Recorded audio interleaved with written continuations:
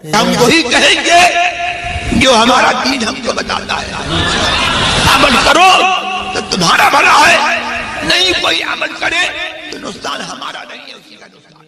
نحمدہ ونصلی ونسلم علی رسولہ الکریم، اما بعد. دوستان محترم، آج کی اس نشست میں روزہ کن چیزوں سے ٹوٹتا ہے وہ چند ضروری مسئلے میں عرض کر رہا ہوں، چونکہ ان باتوں کو لے کر بہت سے لوگ پریشان رہتے ہیں. روزہ باقی ہے یا ٹوٹ گیا، پھر ان کا رابطہ کسی صحیح عالم سے ہو نہیں پاتا، دینی کتابوں کا مطالعہ ہوتا نہیں ہے، اس سے وہ زیادہ کنفیوژن کا شکار ہوتے ہیں. سب سے پہلے یہ سمجھ لیں کہ قرآن کریم کی روشنی میں رمضان کریم کا روزہ ہر مسلمان مرد و عورت عاقل و بالغ پر فرض ہے، اور جو اس ماہ کریم کے روزے کی فرضیت کا انکار کرے وہ کافر ہے، اور جو جان بوجھ کر چھوڑ دے. حدیث پاک کا مفہوم ہے، اللہ کے نبی فرماتے ہیں جو رمضان کے ایک دن کا روزہ بغیر کسی سخت مجبوری یا مرض کے چھوڑ دے، اگرچہ پھر زندگی بھر وہ روزہ رکھتا رہے، وہ قضا تو اس کی ہو جائیں گی، لیکن جو لطف، جو ثواب، جو اجر اور جو لذت رمضان کے مہینے کی ہے وہ اسے حاصل نہیں ہوں گی. اس کے پہلے ہم نے روزہ کن چیزوں سے نہیں ٹوٹتا ہے اس پر چند مسئلے وائس میں نے عرض کیے تھے. آج کن چیزوں سے روزہ ٹوٹتا ہے وہ میں عرض کر رہا ہوں. سب سے پہلے یہ بات ذہن میں رکھیں کہ روزے دار کے معدے میں، یعنی پیٹ کے اندر جو معدہ ہوتا ہے، وہاں تک یا دماغ تک کوئی چیز منفذ کے ذریعے پہنچی. منفذ کہتے ہیں منہ کو، ناک کے 2 نتنوں کو، کان کے 2 سوراخوں کو اور مرد کے پچھلے مقام کو، تو روزہ ٹوٹ جائے گا. اور جو چیز مسام کے ذریعے باڈی میں پہنچی اس سے روزہ نہیں ٹوٹے گا. مسام کہتے ہیں ہمارے بدن پہ جو روئیں ہوتے ہیں، ان میں روؤں کے نیچے باریک باریک سوراخ ہوتے ہیں. جب آپ غسل کرتے ہیں، سوئمنگ کرتے ہیں، تو کچھ پانی جو ہے باڈی میں جاتا ہے، لیکن وہ آپ کے معدے یا دماغ تک نہیں پہنچتا ہے. اسی طرح آپ آنکھ میں دوا ڈالتے ہیں تو حلق میں مزہ محسوس ہوتا ہے، لیکن وہ مسام ہے، وہ معدے تک یا دماغ تک نہیں جاتا ہے، اس لیے آپ کا روزہ نہیں ٹوٹتا ہے. اس بات کو اچھی طرح آپ حضرات ذہن میں رکھ لیں. مسام کے ذریعے جو چیز باڈی میں پہنچیں گی اس سے روزہ نہیں ٹوٹے گا. اسی لیے علماء نے فرمایا کہ کوئی نس میں انجیکشن لگائے یا گوشت میں لگائے اس کا روزہ نہیں ٹوٹے گا، چونکہ وہ معدے تک یا دماغ تک نہیں پہنچتا ہے. جیسے کسی نے ناف پر دوا ڈالی، بہت سے لوگ ناف درد میں دوا ڈالتے ہیں، تو اس سے روزہ نہیں ٹوٹتا ہے، چونکہ وہ معدے میں نہیں پہنچتی ہے. اب اور چند ضروری مسائل میں اس سلسلے میں عرض کروں.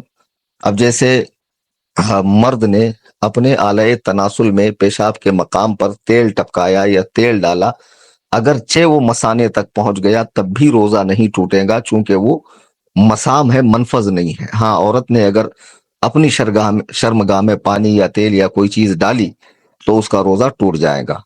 حقہ، سگریٹ، چرس، گانجا، جو بھی آج کل نشے ملتے ہیں جو منہ میں رکھ کر تھوک دیے جاتے ہیں یا صرف اس کا دھواں اڑایا جاتا ہے، وہ حلق میں نہیں پہنچتا، اس سے بھی روزہ ٹوٹ جائے گا، چونکہ اس کے جو باریک باریک اجزاء ہوتے ہیں وہ حلق میں ضرور جاتے ہیں. شکر وغیرہ ایسی چیز جو منہ میں رکھنے سے گھل جاتی ہے، منہ میں رکھی تھوک نگل گیا تو روزہ ٹوٹ گیا.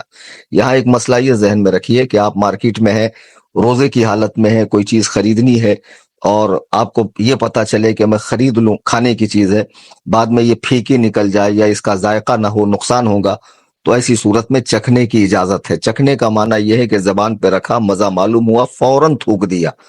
اس کا کوئی بھی باریک سا حصہ پیٹ میں نہیں جانا چاہیے.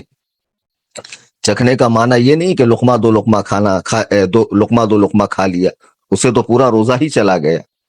اسی طرح جو عورت دودھ پلاتی ہے اور اس کا بچہ کھانا بھی کھاتا ہو، کھانا نہ کھائے گا تو کمزور ہو جائے گا، تو وہ روٹی چبا نہیں سکتا ہے، تو عورت اپنے منہ میں روٹی چبا کے بچے کو دے سکتی ہے، لیکن یہ احتیاط رہے کہ اس کا کوئی جز حلق میں نہیں جانا چاہیے. وہ ایسا کرنے سے عورت کا روزہ نہیں ٹوٹے گا.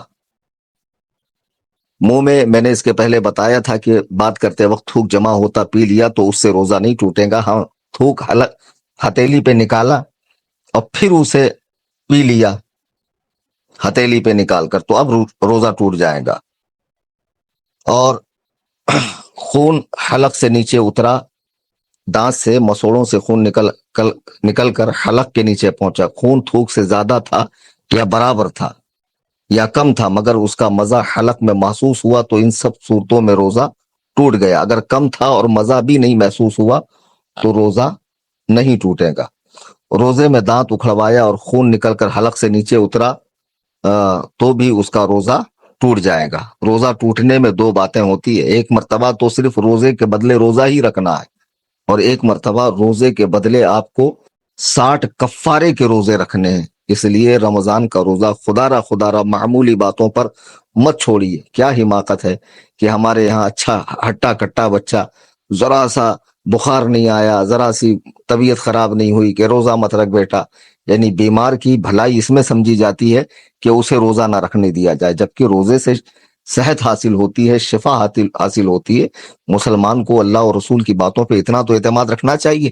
ڈاکٹر کے کہنے سے کھانے میں پرہیز کرتے ہو، پینے میں پرہیز کرتے ہو، اور اللہ اور رسول کی باتیں سن کر تمہیں اللہ اور رسول کی باتیں معلوم کر کے تم عمل نہیں کر سکتے، خدا اور رسول کی باتوں پہ اتنا بھی بھروسہ نہیں ہے۔ کیا حماقت ہے کہ بیمار کو روزہ نہ رکھنے میں شفا سمجھی جاتی ہے؟ بالکل نہیں، بلکہ روزہ رکھنے سے شفا حاصل ہوتی ہے۔ تو بعض صورتوں میں رمضان کے جب روزے ٹوٹ جاتے ہیں تو روزے کے بدلے صرف روزہ ہے، اور بعض صورتوں میں آپ کو 61 روزے، یہ جو چھوٹا وہ ہے، اور کفارے کے 60، اور کنٹینیو روزہ رکھتا رہا، 60 روزے کفارے کے بیچ میں ناغا کیا تو پھر سے 60 رکھنے پڑیں گے، یا پھر 60 مسکینوں کو 2 وقت پیٹ بھر کے کھانا کھلائے، یا ایک مسکین کو 60 دنوں تک 2 وقت کھانا کھلائے۔ اتنا سخت حکم ہے، لہٰذا روزہ ہرگز نہ چھوڑیے۔ اس بات کا اچھے سے ذہن میں رکھیے، جب آپ پاخانہ کر رہے ہوں تو پاخانے کے مقام پہ زور دے کر جو لالی باہر آتی ہے تو اس میں بھی بہت احتیاط برتنا چاہیے کہ اس کو تر کرنے سے، بھگانے سے، زیادہ پانی استعمال کرنے سے جب وہ اپنے مقام پہ لوٹتا ہے تو پانی جو ہے معدے میں پہنچتا ہے، اس سے روزہ ٹوٹ جاتا ہے۔ اس بات کو اچھے سے آپ حضرات ذہن میں رکھیں۔ اور کلی کرتے وقت وضو میں یا غسل میں اگر مبالغے کے ساتھ کیا، یہاں تک کہ دماغ پہ پانی چڑھ گیا، تو روزہ ٹوٹ جائے گا۔ اس بات کو اچھے سے ذہن میں رکھ لیں۔ منہ میں رنگین ڈورا رکھا جس سے تھوک رنگین ہو گیا، پھر تھوک نگل لیا تو روزہ ٹوٹ جائے گا۔ جو رنگین ڈورے ہوتے ہیں یہ ان کے تعلق سے۔ آنسو منہ میں چلا گیا یا پسینہ چلا گیا، قطرہ 2 قطرہ ہے تو اس سے روزہ نہیں ٹوٹے گا، لیکن اگر اس کی نمکینی پورے منہ میں محسوس ہوئی تو روزہ ٹوٹ جائے گا۔ عورت کا بوسہ لیا یا چھوا یا مباشرت کی یا گلے لگایا اور انزال ہو گیا، یعنی منی نکل گئی تو روزہ ٹوٹ گیا۔ قے کے تعلق سے میں نے بتایا کہ قے اگر اپنے آپ ہوئی تو روزہ نہیں ٹوٹے گا، جان بوجھ کر کیا اور منہ بھر کے ہے تو روزہ ٹوٹ جائے گا۔ رمضان کریم کے روزوں کو چھوڑنے کے متعلق بہت سخت وعیدیں حدیث پاک میں آئی ہیں۔ یہ میں نے چند مسئلے عرض کیے ہیں، یہ تمام کے تمام مسائل نہیں ہیں۔